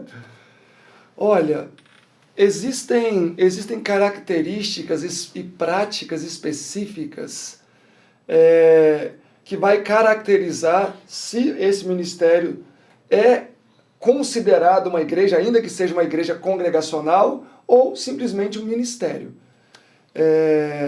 Por exemplo, a prática do batismo. A prática do batismo, já de maneira um pouco mais nítida, indica que o ministério que o pratica, ele se configura uma igreja, ainda que seja uma igreja congregacional, porque ele batiza membros, ele aceita membros. E se ele batiza aquele membro e a igreja não aceita aquele membro, esse membro logo vai ficar à deriva. Então, o IAG como instituição não avança nessa direção, não sanciona a prática da realização de batismos. Não porque cremos ser uma ilegalidade ou Deus não aceitar, porque como nós lemos agora e cremos nisso, que nós aceitamos um ministro que tenha credenciais divinas.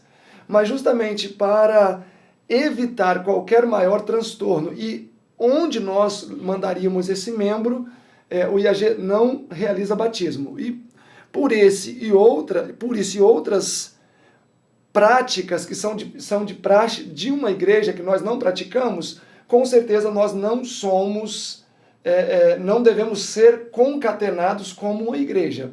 Mas se alguém, por exemplo, me perguntasse, Silverino, 2 pastores trabalham aí, se como indivíduo eles decidem fazê-lo, eu diria que aí é uma decisão pessoal dele com Deus, porque Deus fez o chamado a eles individualmente como ministros do Evangelho. É uma decisão que eles teriam que tomar, eles como Senhor. Mas isso não reflete a visão da instituição. Entre outros aspectos, né, que poderíamos salientar, que nós não praticamos justamente para não sermos julgados de sermos uma igreja, propriamente dito, né?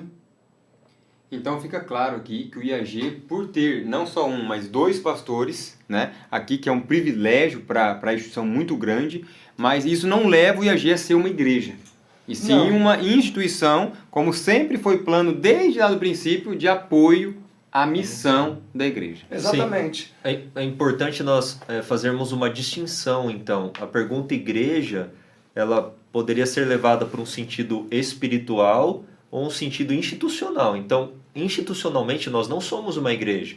Exatamente. Nós estamos como um ministério de apoio à instituição, a Igreja Adventista do Sétimo Dia. Porém, nós somos uma igreja, no aspecto espiritual. Reunidos.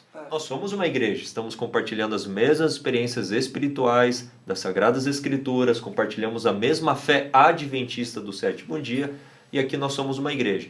Porém, não exercemos funções que estão relacionadas ao aspecto denominacional, por questão de respeito, de reconhecimento da instituição, levantada pelo próprio Deus e organizada pelo próprio Deus. E é interessante nós entendermos que haverá um tempo, e não está distante, em que o aspecto denominacional deixará de existir pelos próprios eventos finais, pelo próprio cenário mundial em que nos encontraremos. Então restará o quê? O movimento adventista. Restaurar aquilo que era no princípio, que é prévio a qualquer obra denominacional, que é a obra de sustento próprio. Então, desde o início, desde Adão e Eva até os últimos tempos, Deus sempre teve o seu povo. Deus, neste processo, teve instituições, o aspecto denominacional, mas isso é transitório. Agora, aquilo que é o permanente é o movimento levantado por Deus. Ainda avançando, eu penso, Kleber, na importância de termos numa instituição como o IAG, que já temos assim, uma quantidade bastante grande de pessoas, a importância de termos também um pastor no nosso campus para poder atender às diferentes necessidades espirituais.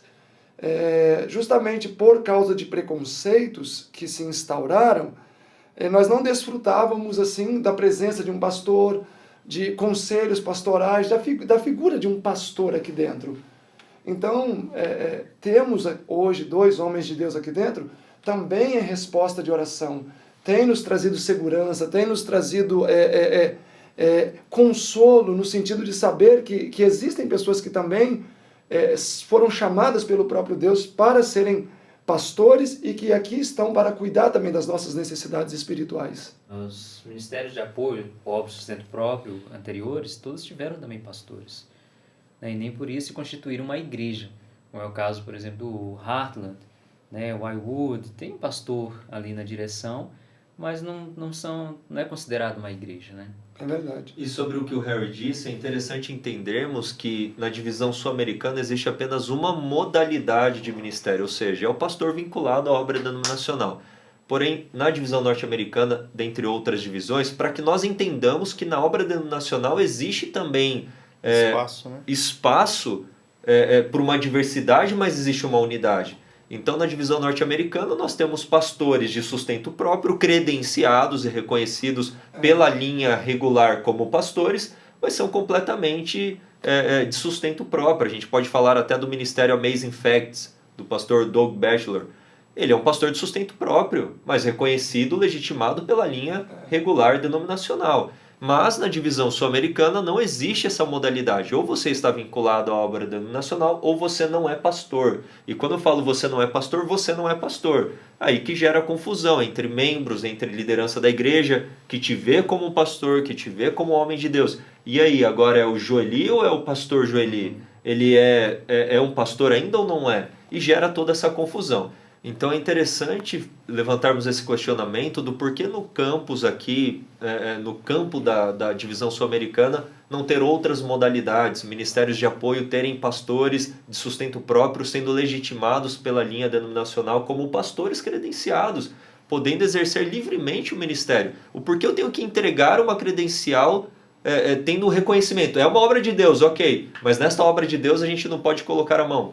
Não faz sentido. É um questionamento apenas. E é interessante isso, e penso ser muito relevante, porque, por exemplo, o Heartland sempre foi uma instituição, uma obra de sustento próprio. Inclusive o IAG é neto do Heartland. Quer ver o Heartland, IEST e IAG. Chris Butler é pastor denominacional, foi aluno lá. Jonathan Zita foi aluno lá. Christian Condori foi aluno lá. O pastor... Aquele outro grandão, aquele que tinha o programa, as revistas, o pastor Cody Francis, que na verdade ele nem chegou a fazer teologia, porque ele era mórmon, missionário, estudou sozinho a Bíblia, se tornou adventista, depois foi trabalhar no Heartland, hoje é um pastor distrital também.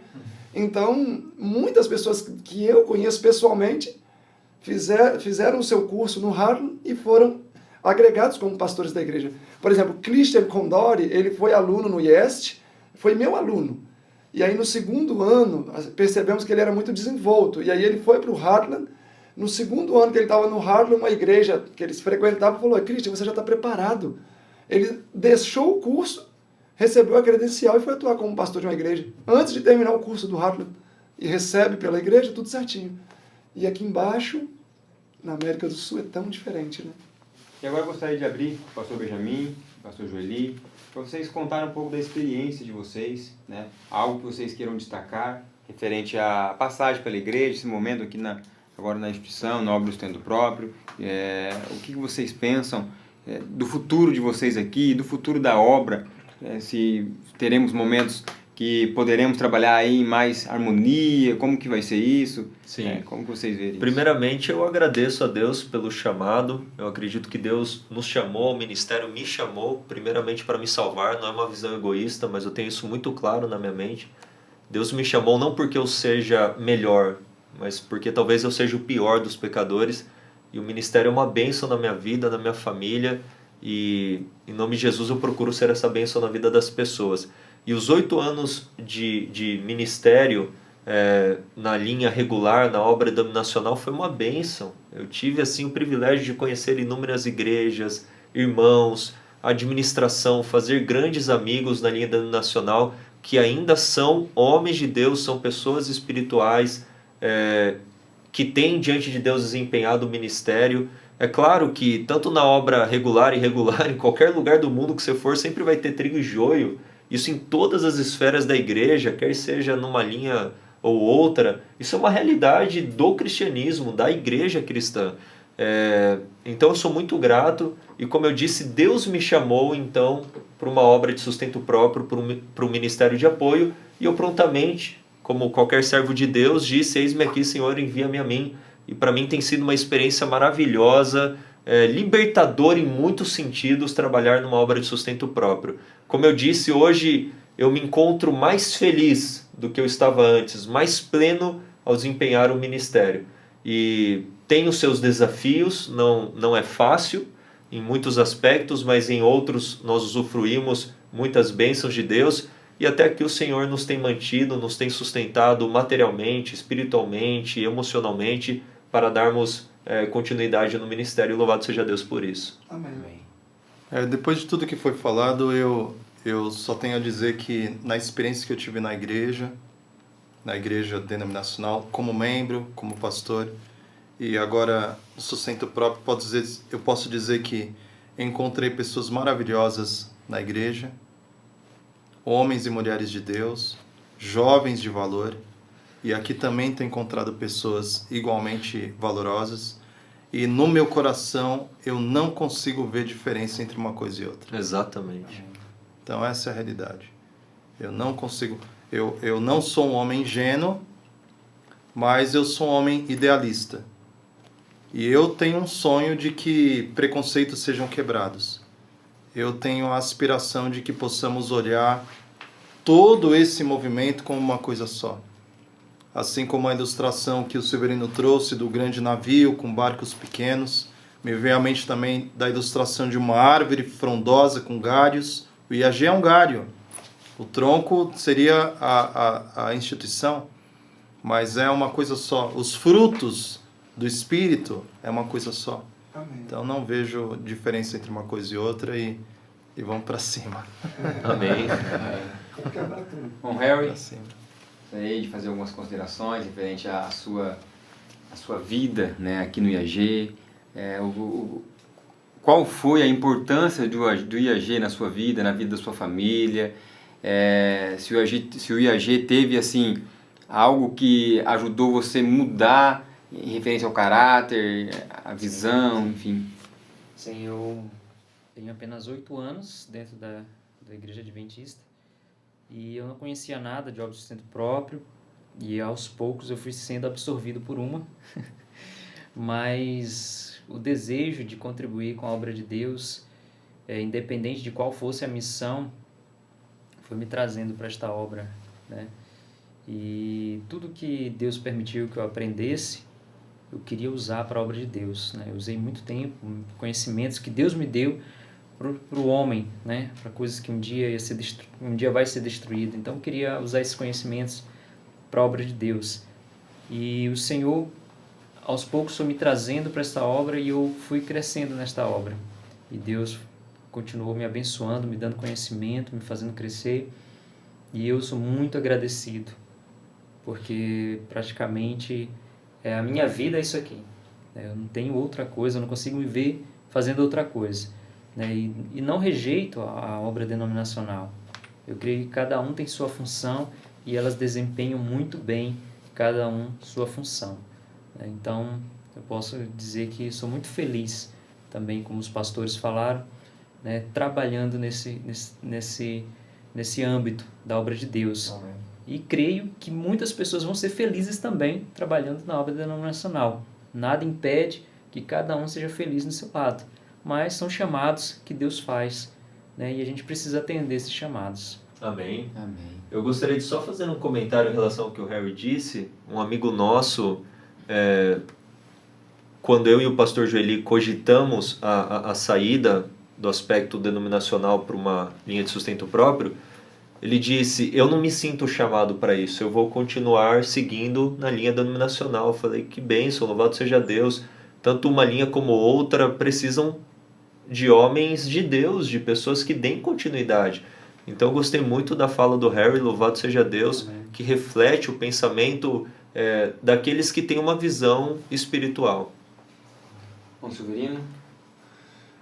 Eu só tenho a agradecer a Deus por Ele ter me aceitado, o pior dos homens, para poder contribuir com a minha pequena parcela e estar ajudando a administrar os tesouros do Senhor. Então eu só tenho a agradecer a Deus por Ele ter me dado essa graça. Amém. Amém. Bom, queridos amigos, eu não tenho palavras para descrever o que eu tenho vivido nesses últimos meses que eu estou aqui nessa instituição. Eu estou muito grato a Deus pela oportunidade de estar trabalhando com esses homens que estão aqui, com os outros que estão por trás das câmeras que vocês não estão vendo, com as mulheres que estão nessa instituição, com esses presentes desses alunos que estão aqui e com todos que fazem parte desse trabalho. Nós amamos a missão da igreja. Estamos muito felizes de poder estar atuando nessa obra. E eu gostaria de apelar para você, faça uma autoanálise do que é o preconceito. Preconceito é um conceito pré-concebido. Pode ser que esteja acontecendo com você. Então faça como Natanael, se permita ver. Venha e vê. Veja o que está acontecendo aqui nessa obra. Eu não caí aqui de paraquedas, eu não vim por acaso, eu vim ver. Eu vim e olhei, o Harry também, o pastor Benjamin também, o pastor Joeli também, e todos que estão aqui também. Inclusive aqui tem vários irmãos que vieram para cá pela primeira vez com um preconceito muito grande. Pré-conceito, ou seja, um conceito pré-concebido. Se deixou levar pelo que os outros falaram. Então, vamos fazer como Natanael, vamos vir e ver. A nossa missão aqui, o nosso desejo nesse vídeo não é colocar ninguém contra a igreja. Por ao contrário, só é responder para você algumas indagações que às vezes está no seu coração. A obra ela tem que avançar e como o pastor Joeli comentou, como o pastor aqui comentou, o Harry, e qual que é o lema do IAG? Juntos avançaremos. Amém. Então vamos juntos. Esse é o nosso propósito, né? Essa é a nossa proposta. Deus abençoe vocês. Não esqueça de compartilhar esse vídeo, de comentar aí embaixo, deixe o seu elogio, sua crítica, sua sugestão. Fala o que você concordou, o que você não concordou. Compartilhe esse vídeo, curte o nosso canal. Siga nós nas redes sociais. Apoie esse ministério. Irmãos, juntos avançaremos. Contamos com vocês.